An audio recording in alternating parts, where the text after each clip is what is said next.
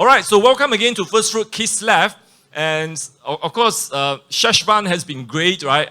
I mean, depending your definition of great. If you like roller coaster, it's a great month. If you don't like roller coaster, then it's a bit bumpy.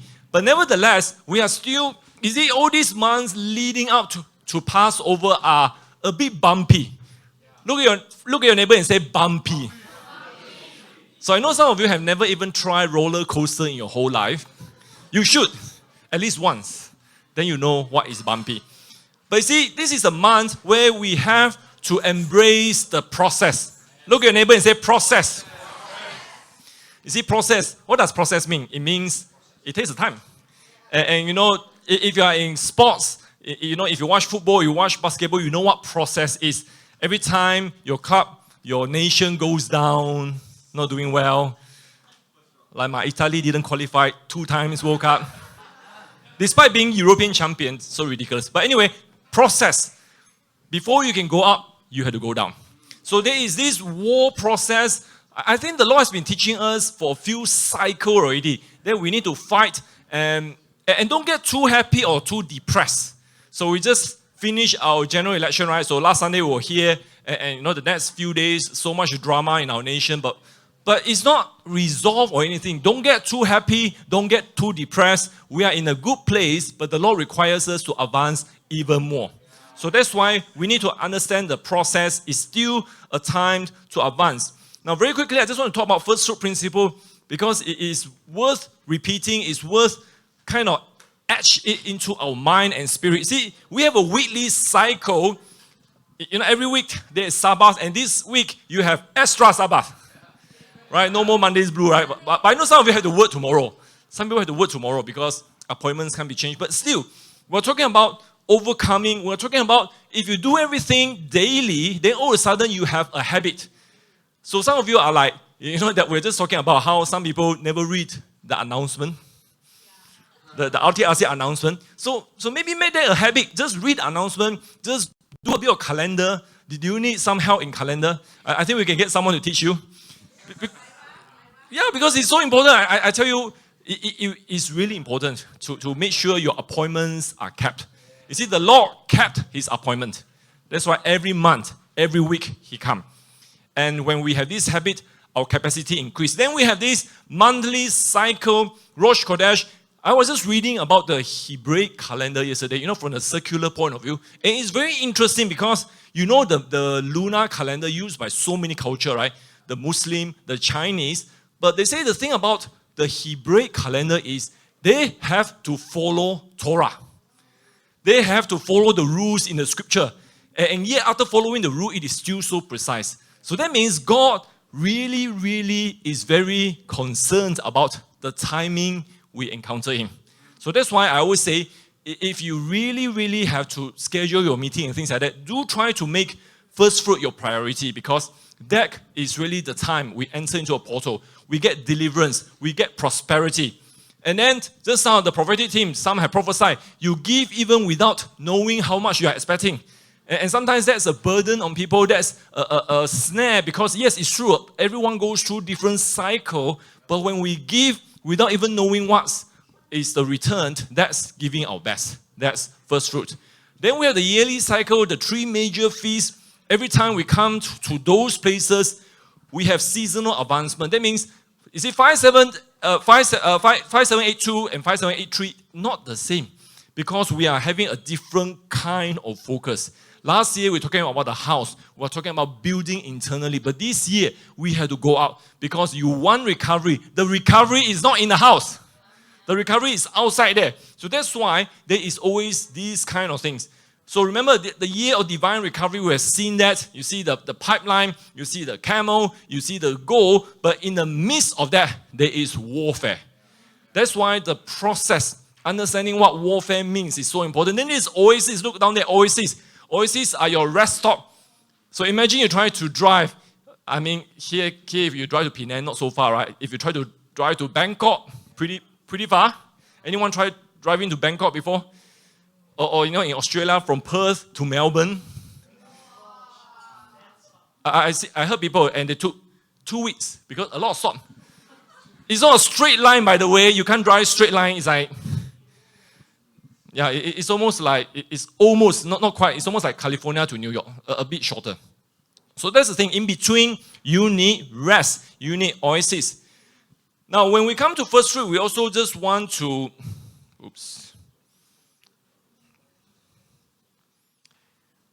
let me see. Okay, so the prophetic cycle of 5783, so we just kind of enter into that. But here's the things that we kind of just need to pay attention. Year of divine recovery, we'll just talk about that. Then we want restoration, we want restitution, we want things stolen to come back. But there is warfare. We said it many times already, but some of us still don't get it. We need to understand, you have to fight to get the things back. Nobody is going to give what they stole from you. It's not going to happen. Then, how is it going to happen? We have to redig well, because there are so many things that happened in the past, abundant seeds that can come out. The cultural seed, the historical seed, historical covenant. By the way, the Lord always have covenants with many people throughout history. Sometimes we forgot about them. And the Lord is causing these to come out. Then when we go into, number 4, when we go into the marketplace, the culture, we have to be like a fortress. You can't be like wimpy, you know wimpy? It's just like, oh, whatever. You can't do that, because this is the time to say, this is mine and you are going to pay it back to me. So the favor of God will come, but you have to present yourself as a fortress. Look at your neighbor and say, I am a fortress. A worship, kingdom expression. We are coming from a superior bargaining position. I mean, so often we talk about how do you get a good deal? You have to be strong. So that's why the last few days, if you see how the negotiation of the new government, it's all about leverage. It's all about who has leverage. And you know, the government from Sarawak kind of just head first. You know what is head first? Chong! Day one. And after that, they lost all leverage. So yesterday, I saw the leaders just went to Prime Minister's office and pay a visit, because they lost already. So that's the thing. We need to come from a stronger position of bargaining. And there also come, the last point, there is an amplification of your sound. There is an increase in the authority of what you say. It's not the loudness, it's not even the quality, but there is an authority that comes from your voice that will cause people to be like, okay, I think we can do that. That kind of thing. So 3 months, Tishrei, we're just beginning the new year. Sheshvan, new beginning, anointing to be squeezed. That's why some of you felt being squeezed, right? Any of you felt a bit squeezy? A bit squeezed, not squeezy, okay? So it's like, you feel a bit constrained. Maybe it's the place you are. You don't feel like that's the place for you. But let me just tell you, don't do any rash decision. Some of you are very prone to rash decision. Don't do that. Don't do what GPS did, okay? So you're being squeezed out, but the Lord say, I can expand. That's why we have Kislev. Kislev is really, look around you. What's your support system? You are not a lone ranger. You are in a house, and by the way, you're not supposed to link with everyone. There are certain people, your left and your right. 1 Corinthians 12 and 14 says, the Lord knitted us with some people, not everyone. And out of this group, we begin to develop war strategies. And then the process includes, even when we fight in a war, we can rest. We can have a reprieve. We are able to enjoy. That's why the whole concept of joy is not dependent on the external circumstances. It's dependent on the internal circumstances. So with that, let's talk about Kislev. So happy Kislev again. So usually, what do we do on First Fruit? We have a lot of food, right? We do communion, no Bible study, things like that. So it's so that's the key, right? No, it's really a time you come and able to worship freely. Now, it's always a balance. I tell you, I've been involved in ministry for more than 20 years. It is always a balance, because you have to give, but you have to receive. You can't give all the time and you can't receive all the time. It doesn't work that way. So that's why First Fruit is for some of the leaders to have a rest. Not all the time. So 8 months of the Hebrew calendar, we count from Nisan, because Exodus 12, the Lord said, Nisan become your first month. I am reordering the way you do things. Now, we already talk about usually from head of the year until Passover, we get a 6-month countdown, okay? And this is very important. But especially in this pay decade, because the pay decade is known as a decade of Passover. That means every Passover, a key, a piece of the puzzle will be revealed to us that causes us to advance fully. Now, because of that, I really felt like this year is a bit different. 5783 leading out to Passover. No, sorry, 5783. Okay, I don't know why. This is so advanced in the future. Okay, so 5783. So maybe this is like 100 years later. So, but anyway, you know what I'm talking about. The next few months, I really felt like these are contending and passing over months. That means every month from now until Passover is going to feel like Passover. Because you kind of have to overcome. And this is the time some of you are being caused to go through a certain new routine. A lot of you are not used to overcoming. So many of us are like, oh, we have primary 6 exam.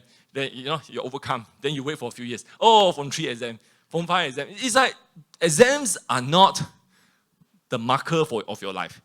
But there are different things that are happening right now. So the Lord is saying that in these next few months, I'm going to cause you to overcome again, because we're in a season of Passover. And then we need to understand the process of war, because you have war, you have victory, then you recover, David recovered all, and then what happened? You war again. You war again because there will be new things. The enemy will come back. And there's so many things. If we study our history, there's so many things we want to recover. We can't recover it all at the same time, but we have to continue until the day we graduate. So I want to talk about 3 things today. And the first one, of course, we want to talk about the support system. That's always key in Kislev. You want to find out who are the people that walk with you, who are your alignment relationship. And we're going to talk about the link between revival and reformation. Now, you see, revival is something that is very important, because revival means, last week, I think I talked about revival, is that if you are dead and you are made alive, you are revived. So the church has been talking about revival for a long time, but revival doesn't change the culture. Revival doesn't disciple nation. Then you have reformation. Some people talk about reformation. You change the nation, but you can't change the nation without revival of the ecclesia. So that's the other thing. And that's why coming to the election cycle, some people will be like, oh, everything we need is a political solution. It's not true. Because political solution cannot resolve the spiritual root. So that's why there is a link. And the link is really the alignment. Alignment will link the revival to reformation. That's why we want to talk about point 1. Then we want to talk about the robust and agile warfare strategies. So it's like some of you never think about tactic before, because there are tactics that the enemy, the Lord wants us to deploy against the enemy. So that's why some of you should, I don't know, you should play game. Seriously, a lot of things you can learn from playing the higher level game that cause your thinking to be developed. Then, of course, finally, we want to talk about the cycle of war. You fight, you win, you recover, and you fight again. Okay, 3 things. So let's talk about the support system first, okay? And now remember, Kislev is associated with the alphabet Samek. You know how it looks like Samek? So it's very simple. Actually, it looks like this. Anyone sign like this? Have you seen signature like this? Oh, so easy. But one of the things about simple signature is that it's very hard to copy. Yeah, it's very hard to copy because it is very inherent to the style. But anyway, it represents trust, support, and coming full circle. Now, this is very, very important for the ecclesia. Now, I'll tell you why. Because through the months and even years, this is a reality. The Lord allowed us to go through crisis of trust. This is one of the most prevalent things in the church. Lack of trust. That's why is the church most famous for? Modern church. Church split. Exactly. Because we have this crisis of trust. We never come full circle. Now let me just tell you, this is nothing new. This has been there since the beginning of time. That's why this is one of the months the Lord said you have to review who are your support system. You have to review who you want to walk with. Now, there are choices. You're not being made or forced to follow a certain someone, but you can't be a lone ranger. That's the reality. So this is a time to provide us with an opportunity to finally come into. Look at your neighbor and say, finally come into. So there is a trust support system. There are people that the Lord put alongside you. And you don't really even have to like them that much. I said that many times. I know in the past people kind of took this statement and said, oh, that means we don't need to be friends. No, I'm not talking about that. I'm talking about you don't need to be best friend.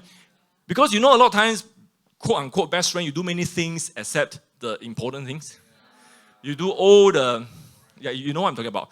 So you do all the things, but really there is no deeper connection. There is no connection in terms of the linking with your destiny and the destiny of the land. So what I'm trying to say is that your trust support system must be able to cause your destiny to manifest. And your destiny manifesting will cause your land's destiny to manifest.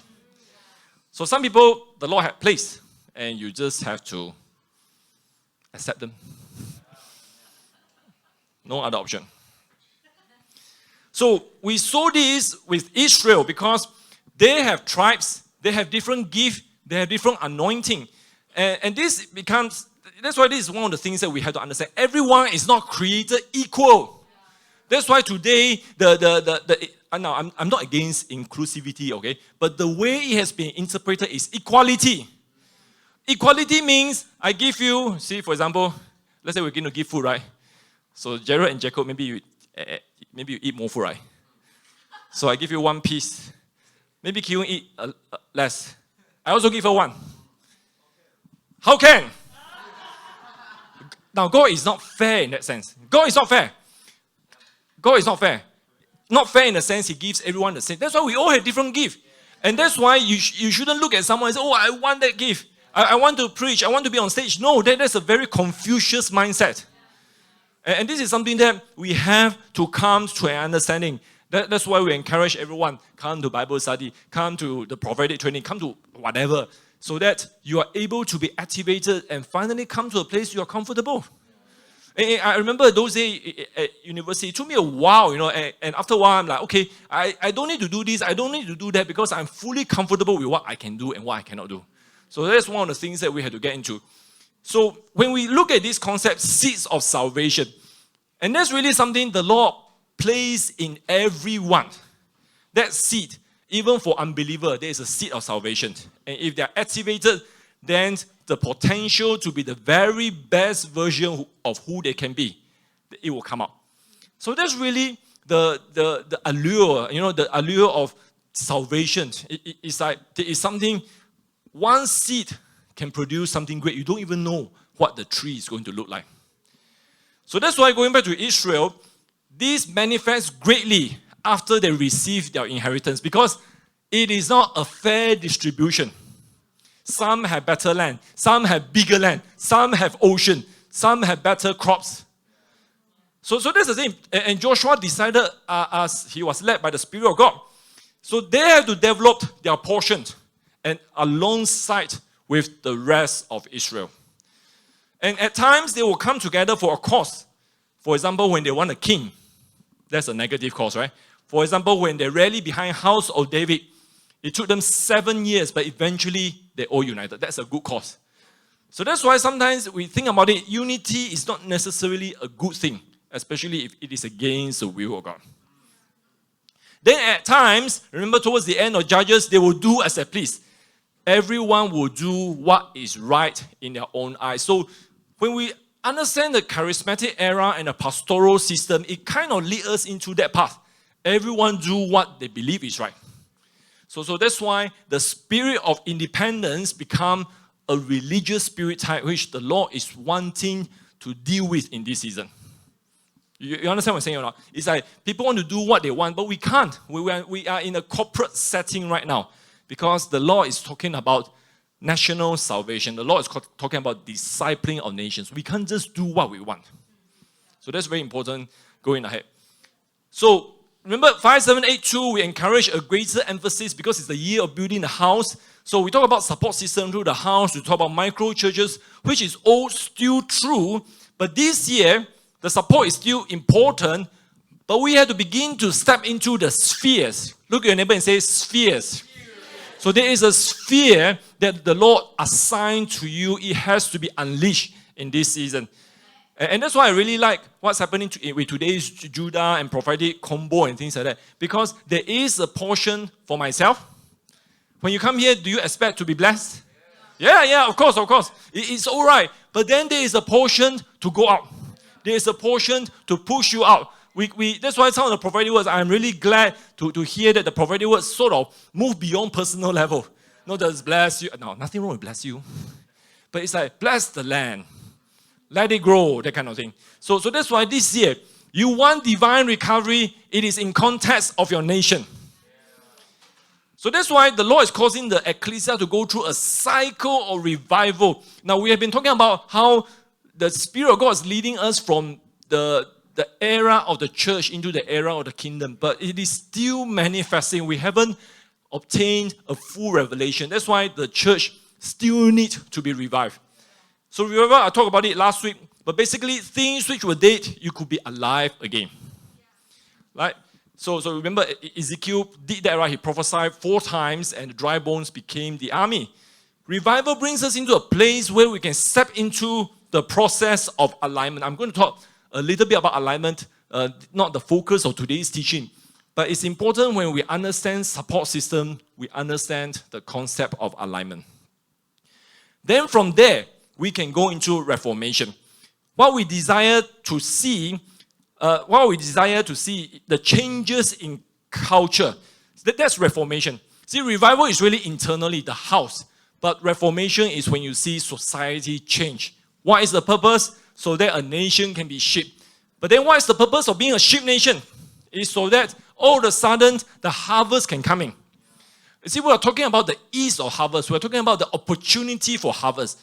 And right now, you look at our nation, if we are not sheep nation, a large percentage of people are still in certain bondages. You know what I'm talking about. Because we are not free to bring in the harvest. So that's the purpose of the reformation. So remember I talked about this, the kingdom advancement. We always start with shifting, right? You need to share with people, have you heard about this? Have you heard about that? In whatever area, let's say it's a business area, let's say it's in arts and entertainment, in government, you always have to try to persuade people to think otherwise. That's shifting. Then you have to activate. Activate is really, there is a certain gift. You encourage them, and revival begins here. That's why last week I talked about the activations of the revivals. See, but then people will be like, okay, I want to go into reformation, but there is one step that we need to move, and it's alignment. Look at your neighbor and say alignment. It's very simple. It's moving together. It's agreement. Marriage is an alignment. Business partnership is an alignment. How can two work together if there's no agreement? That's alignment. Then once you have that, only then you can go into reformation. Kingdom manifestation. Changes in the 7 mountain, the culture. Nations become sheep or goat. Because here's the thing, not every nation can become sheep. But I heard Apostle Chuck Pierce say one time he believed, I think he has seen a vision that the majority of nations on earth will become sheep. He gave a number and he said, don't ask me how I get the number. But it's a large number, it's a good number. All right.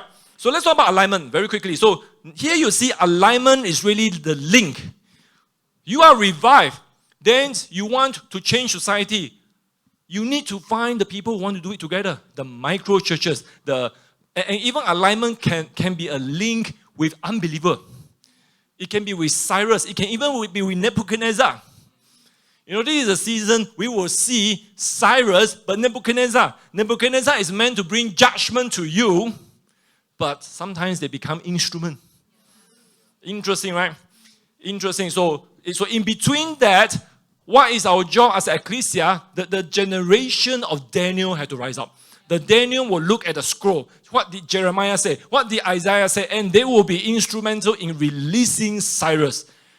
We talk about Malay Cyrus. We talk about a Cyrus in this. And I believe the ecclesia is the key to unlock. And even right now, we have seen Nebuchadnezzar. I'm not going to tell you who is that, okay? But it's important, it's interesting.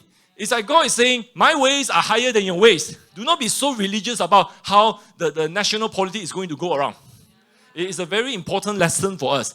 At the end of the day, God is still God. So alignment is a dimension of support system.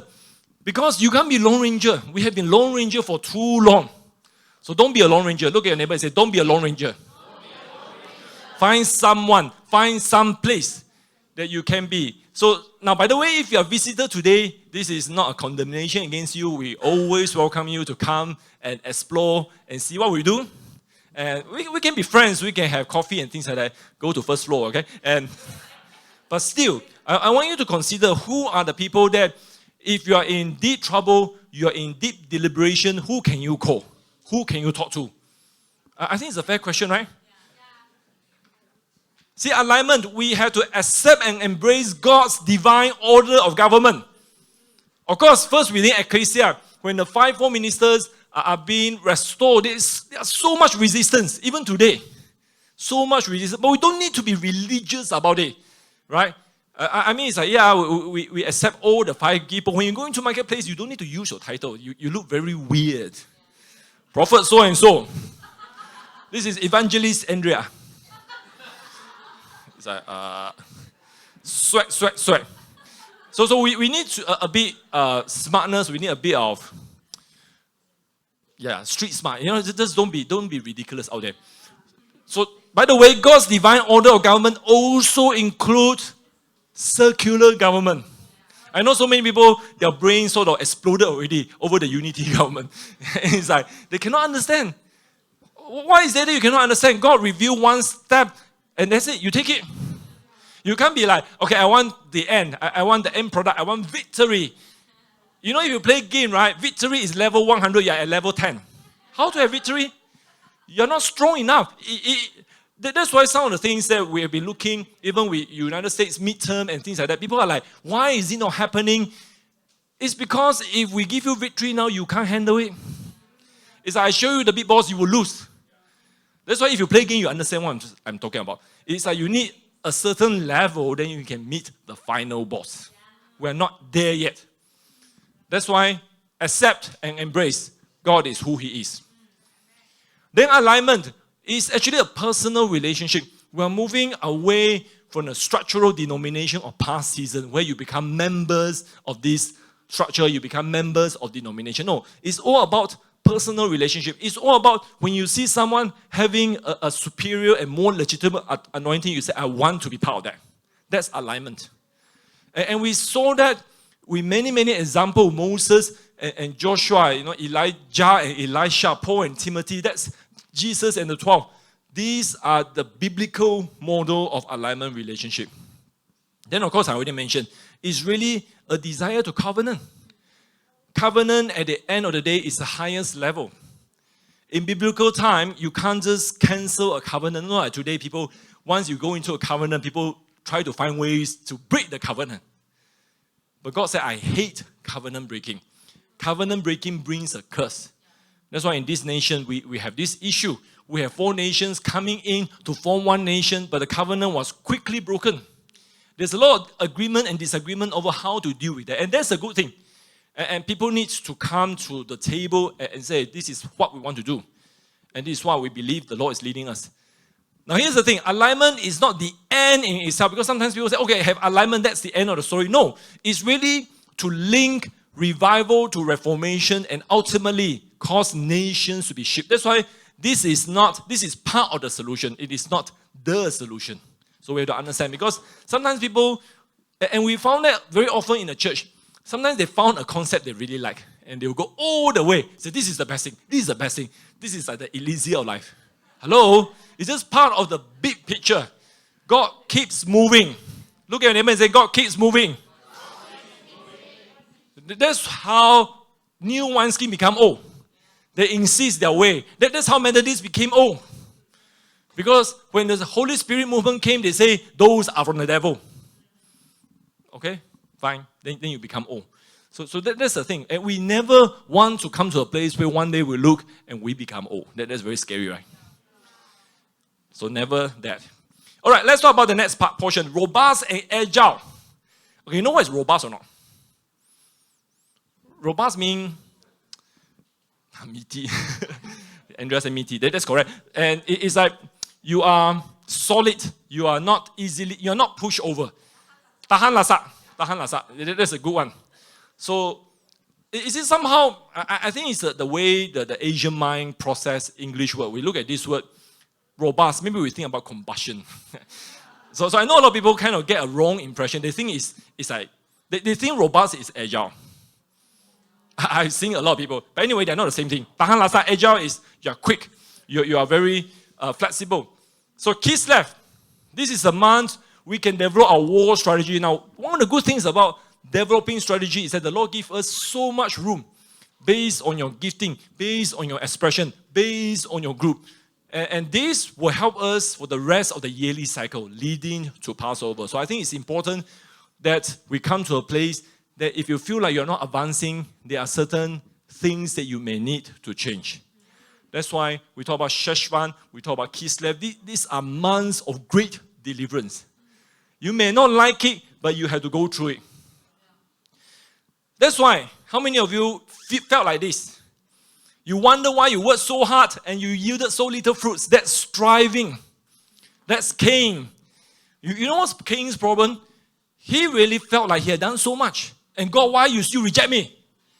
That's striving. That's why it is very... why I emphasize on this, because Asian, we have this tendency to strive. Very striving. It's not because you are lazy. No. So that's why it's very, very important to come to a place where God can teach us strategy. Look at your neighbor and say, strategy.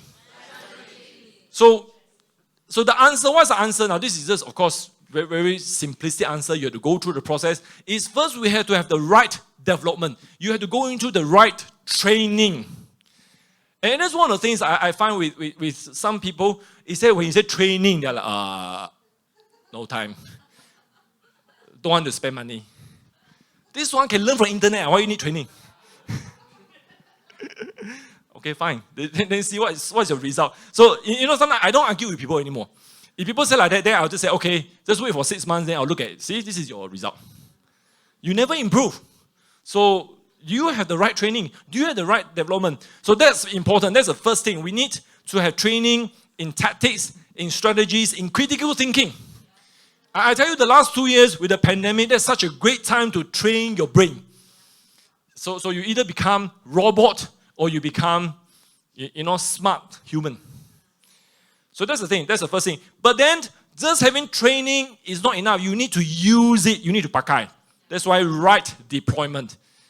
And this is the season I really believe God gives us certain opportunity in the house, but 5, 7, 8, 3, God says, I'm going to give you opportunities outside. That's why we're having testimony and things like that. Now, recently, I just had one assignment from a huge company, okay? And they have such a crazy expectation over what we can do. Then initially, I'm like, okay, I quote you very expensive. They said, how can it so expensive? Okay, I said, quote you very cheap. But if I quote you cheap, you don't expect a miracle from me, okay? And it's like, then they give us Excel. You know, lawyers and Excel doesn't compute. It's like I had to fill in thousands of things. So anyway, after a long time, I'm like, oh, okay, very hard already. Then yesterday, I just received an email. He said, by the way, we have received multiple inquiries and complaints from multiple jurisdictions. All the lawyers have problems filling out the Excel. So we're getting very senior KPMG consultant to give you 2 hours tutorial. So see, that's the thing. It's like, when you kind of practice and things like that, you find like you can't overcome, but the Lord will just kind of make a way for you. So that's the thing. You have to use it. You have to train yourself. And I know the fees are not high, but still, I was justified in telling them it's very hard. You ask lawyers to fill in so many things. It's just not the Excel is very, very hard, okay? But anyway, I sort of learned a bit already. Actually, I wanted to ask some of you how to do it. Yeah, I know the account people, the data people, you are like, actually so many people here are so good, I should consult you, okay? So, but anyway, let's come back to this tribe. Benjamin. Benjamin is linked with Kislev, right? Now, Benjamin is very interesting because he is born in the promised land. So that's why I think it's a prophetic picture. What Benjamin is good with is going to be an indication of what we need to be in the promised land. So, Benjamin were masters of what? The art of bow. And so bow. The art of bow, you think about it, is long-distance warriors. We have archers. Then the modern equivalent are what? The snipers. But by the way, do you know that archers also can fight short distance? So because now that's why you all need to play more games, yes. But also you need to watch some historical stuff, lah. Even fake one is still better than nothing. So, but anyway, historically they were used as opening salvo. You know what's opening salvo? Before we fight, let's archers release. You see that, right? Everything from Lord of the Rings to Robin Hood. So they are like, the English longbow is very famous also. So these type of people are actually placed quite in front. Because the bullets cannot fly very far. So they will just shoot, and then after a while the enemy is like, already. Okay, I'm going to charge. Then what happens with the archers? They run. So that's why they can be used as opening salvo, or they can be used at a distance. So let's say you want to do ambush, then you hide them in the trees, you hide them in the caves, cliff, and things like that. So what I'm trying to say is that the archers, the snipers actually have quite flexible tactical ability. And this is one of the things I believe the Lord wants to teach us. We need to be flexible in our thinking and in our conduct. So some characteristics, now let me just talk a little bit about the archers and snipers, and I think it will give us some insight into how we should behave. So the first thing about archers and snipers, they are incredibly efficient with very little waist movement. So if you see the really, really high level one, every move is the same because it minimizes mistakes. The sniper also, they have, the elite snipers, they have to set up their station, their gun, their bullet, and they have one guy who helped them to the watcher. They have to do it like within an X number of minutes. The archers also very same. Every time the motion is the same. So very efficient, very little waist movement. They shoot very accurately, and the goal is to inflict maximum damages. So all these people, they shoot to kill. So you don't shoot to wound people, you shoot to kill. Now secondly, these fighters are flexible. Because remember, we already say, you can put them in a group in the front, or you can hide them in strategic places. So that's the thing, that sometimes the Lord will say, you go and be loud. You go and complain about the Islamic spirit. You go and call your parliamentary resident. You go and do some street protests. Yeah, you all sound so quiet. Hey, I'm serious. Sometimes you're going to have to do that. You're going to have to do that. But other times, you always hear us, we say, be covert, be covert. And that's what Apostle Charles said, right? You have been covert, but you can't be covert forever. That's a direct word to Apostle Michelle and myself. That means to all of you, we can't remain covert forever. I really see some of you are going to be very, very upfront. You're going to be like, yeah, actually nowadays, you even see some of the articles, they are like, of course, most of them are Malay, but they openly discuss about the Islamic spirit. I think we're coming to a time where that is possible. But of course, you need wisdom. You need to hear from God what you're supposed to say and how you're going to say it. Now, thirdly, they are extremely agile. So that's why I say when you put the archers in front, they shoot, and then the enemy is at betahan. Then they charge. What do the archers do? Run. Just pick up their weapon and run. And while they run, they'll pick up the extra arrow. So that's why one of the characteristics of this archer army is they will cut their losses. That means when they know they cannot fight already, they just withdraw and they move on for better opportunity. Same for sniper. Every time they are being exposed, you know what they do? Quickly pack out and run and hide somewhere. And after 2 hours, okay, nothing, they come out again. So that's the thing. I really feel like it is something that we need to do. You kind of attack a little bit, you probe a bit, and then you run. Until such a time, the Lord show you that you can show your final trump card kind of thing. So these are the things that I really believe the Lord is causing us to have. So what is the Lord trying to teach us in Kislev 5783? And of course, we just had the most unexpected general election. Not in terms of result. I think the result is within expectation. But what happened after all the drama and things like that? And in the end, I believe we have a pretty good conclusion. See, here's the thing. As the body of Christ, we need to be robust, tahan lasak. We need to be agile. And we need to be flexible. So that's why I know some people, I don't know if it's here we have anyone, but they'll bring got exploded after the thing about unity government, okay? Now, I'll tell you, don't get exploded. More things will get you more exploded in days to come. You have not seen nothing yet. So get used to it. Look at your friends and say, get used to it. Get used to this kind of arrangement. Get used to friends and enemies becoming close and then start to kill each other very quickly. It's going to happen. So quickly, I already say, robust, you're sturdy, you can take damages. You can be pressed down and not taken out. That's what the verse in Romans says, right? You can be pressed down but not taken out. So that's why you can, you know, when you play certain games, you have all the different class, right? So if you play RPG, usually there's a class called tank, T-A-N-K. Those can take a lot of damages. So if you're tank type, they say, okay, you go first. Tank, Alvin, are you tank? You go first. You can take a lot of damages. You are pressed down but not taken out. So some of you are tank, and you can do it. You can tahan all these things. Now you want to go into social media, you better be a tank. You better be a tank. You cannot be a snowflake. You know what is snowflake? Actually, this is the term they use to laugh at the liberal, libtard, okay? Because the liberal, they call it, in America, they call it liberal retard. Because they are snowflake. They like to scold people, but once they are scolded, they just kind of melted. So you are not a snowflake. You are a tank. That's robust. You need to be robust. Then agile, you need to learn and adapt quickly. So that's why this is a season to learn very quickly. Now, I'm going to say this. I know some of you will be like, this is not the season for deep deliberation. Perfectionist, out. Now, by the way, perfectionist doesn't mean you pay attention to detail. All of us need to pay attention to detail. But we're talking about you can't decide because you want the most perfect strategy. Now, let me tell you what is the reason for deep deliberation is because you have an issue of trust.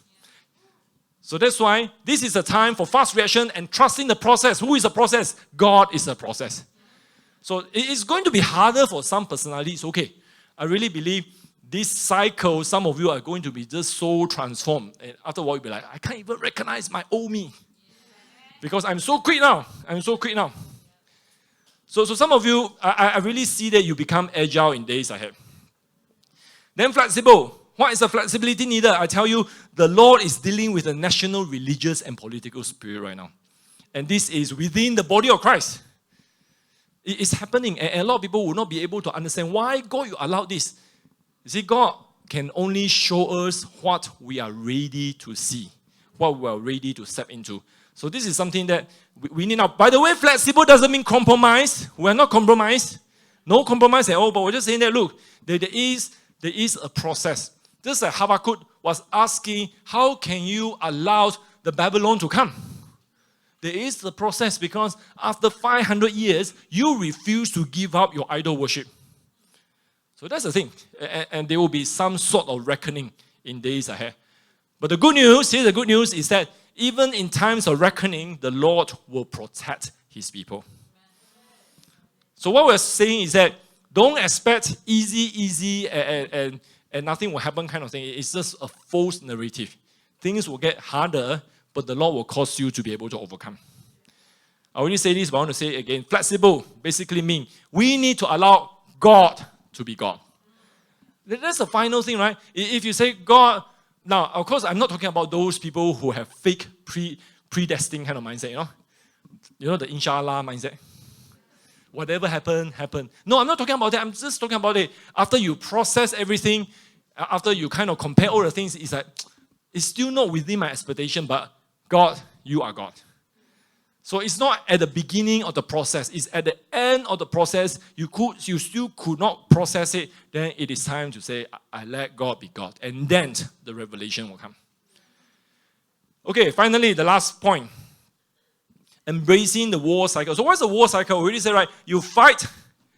You have victory. Now, by the way, without victory, there's no recovery. So sometimes people will be like, I fight, I get recovery. No, you need to win. Look at your friend and say, you need to win. Whether it's a personal issue, some people have personal family issue. Some people even to move to a new wineskin, there is a great fight in the family. I know some of you have this cycle before, but after you have victory, there is no more fighting over that issue. But they are fighting over new issue. Then recover. David recover all. And once you recover, you start again. New issue. Now here's the thing about fighting. Some people never get started. True, right? I mean, have you seen people who are in very, very bad situation? Then you give them advice. You should do this, you should do that, you should do 8 to 10. And they did nothing. What happened? They remain oppressed forever. We've seen people like that, right? So forget them. Forget them.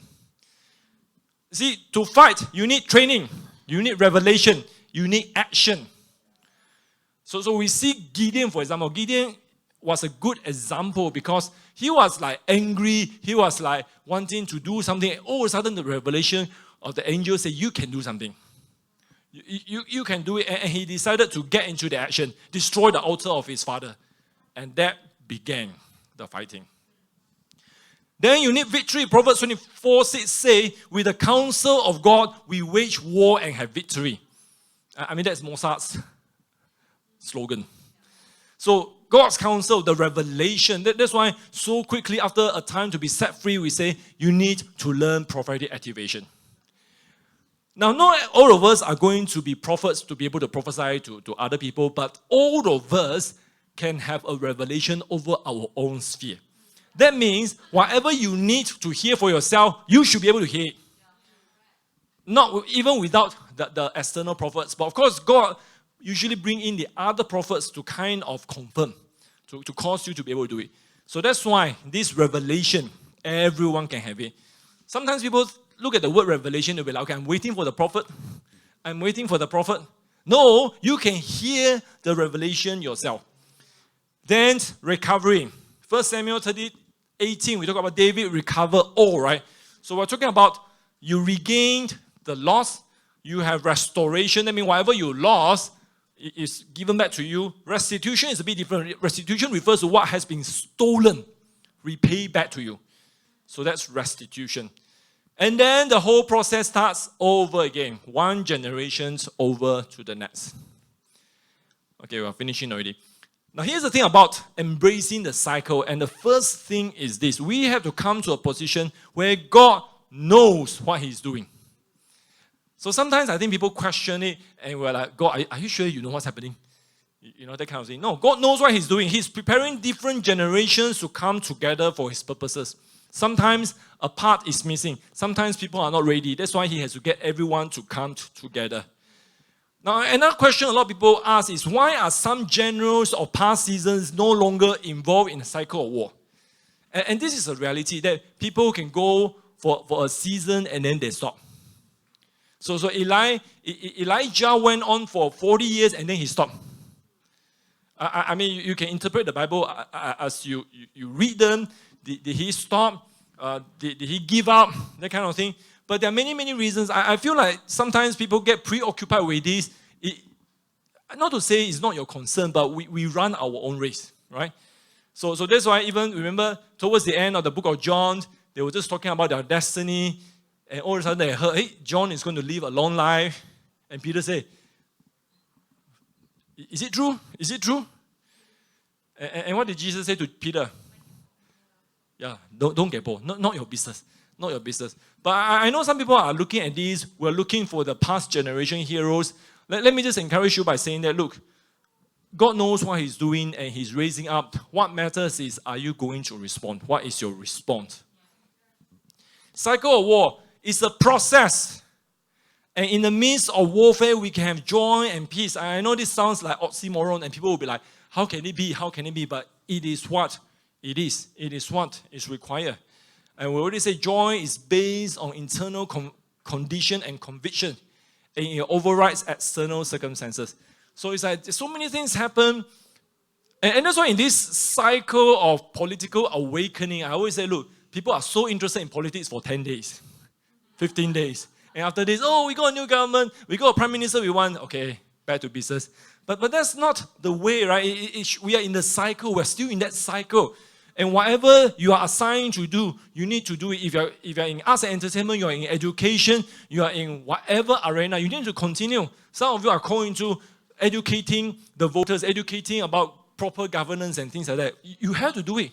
Some of you are called to make huge loads of money. You need to do it. You need to do it.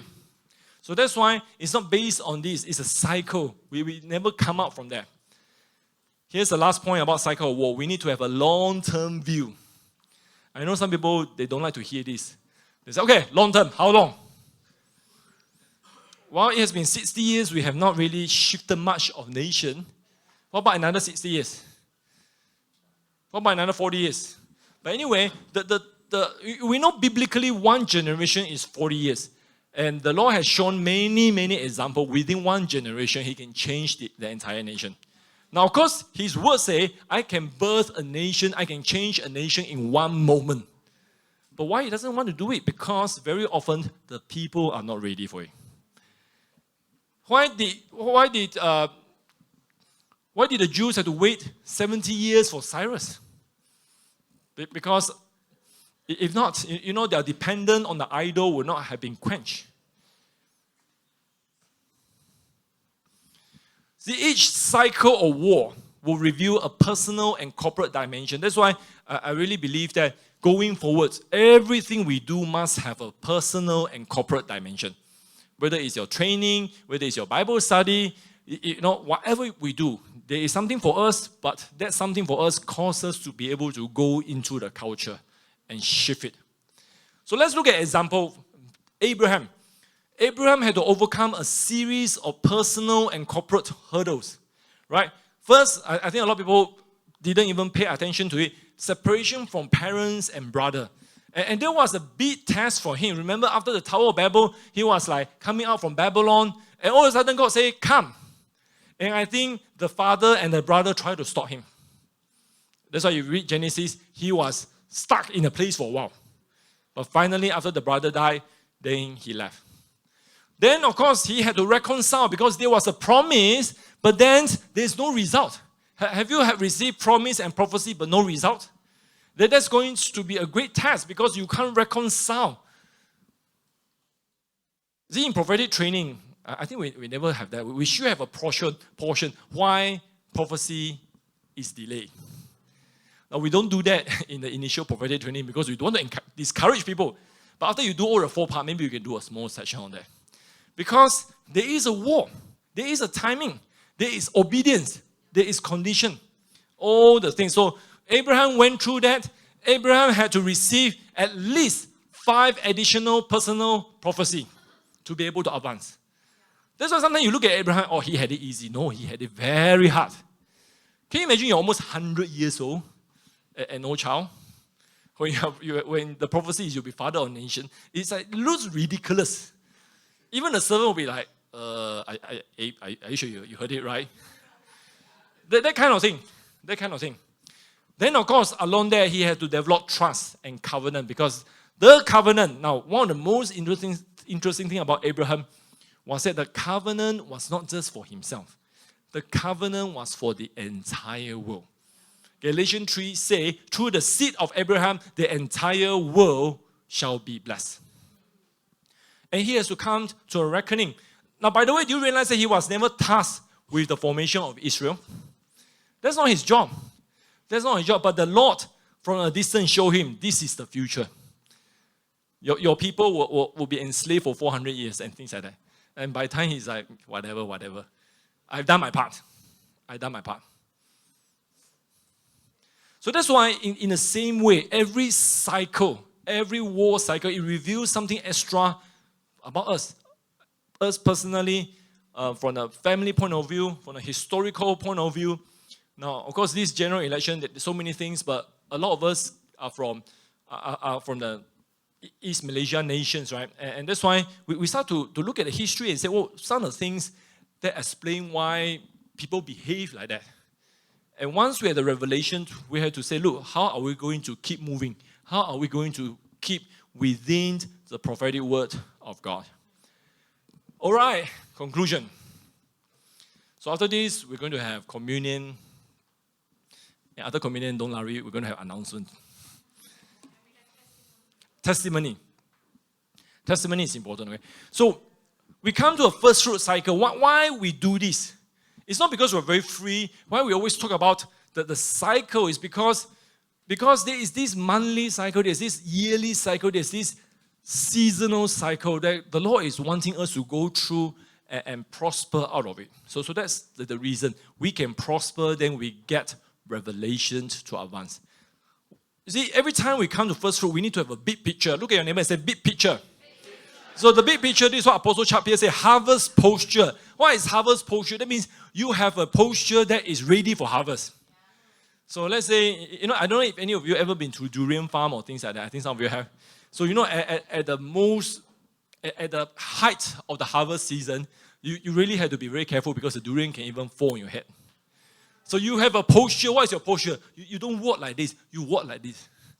So that's why harvest posture is so important. How are you readying yourself for the great thing? And this comes, we can only have the posture to collect harvest if we disciple nation. Otherwise, no need to talk about that. There's no harvest. In Malaysia, cannot be discipled, there's no harvest.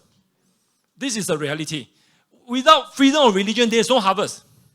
That's why it's a long-term game. Then we need a big picture also that we are actually in one of the most exciting and challenging times. Challenging and exciting come together. You want easy, it's going to be boring. There's no easy assignment. I want to encourage you by saying that there's no easy assignment, but every assignment can be solved, can be attainable. This is the grace for us in this generation. Now, another very interesting thing is some of us lay foundation. So in the past, a lot of people lay foundation and they never see the fruit. But now, we will lay foundation but also participate. That's why the hybrid season is coming. In the past, we'll be like, we train people, these people go into marketplace and be successful. Now we train people and we can also be participant. How good is that? How good is it? This hybrid model is happening. It's happening. So many of you are hybrids. In fact, I can't see anyone who is stuck in the religion mountain. None.